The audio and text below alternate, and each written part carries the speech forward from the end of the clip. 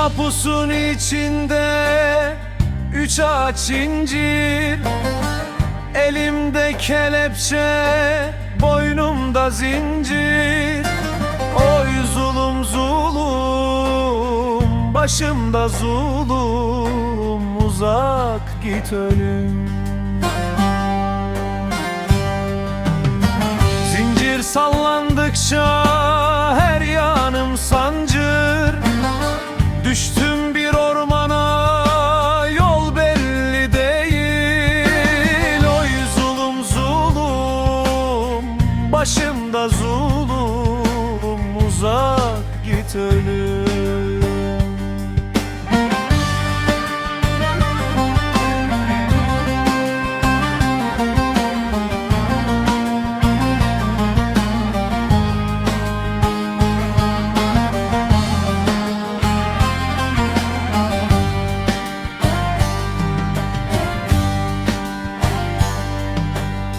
Mapusun içinde mermerden direk, kimimiz 15'lik, kimimiz kürek.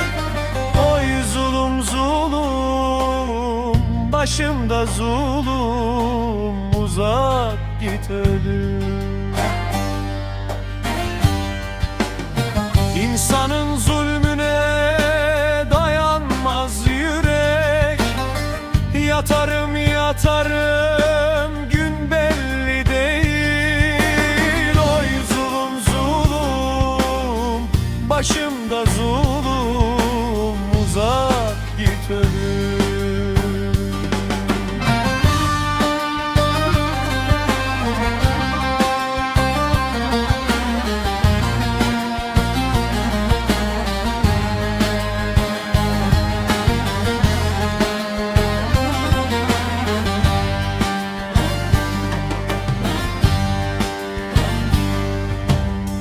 Mapusun içinde bir ulu çınar, kırılsın zincirler, yıkılsın duvar.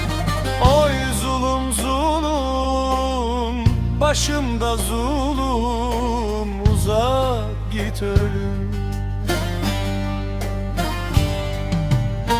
Tezikmiş kuş bile yuvaya döner, düştüm bir ormana, yol belli değil. Oy zulüm zulüm, başımda zulüm, uzak git ölüm.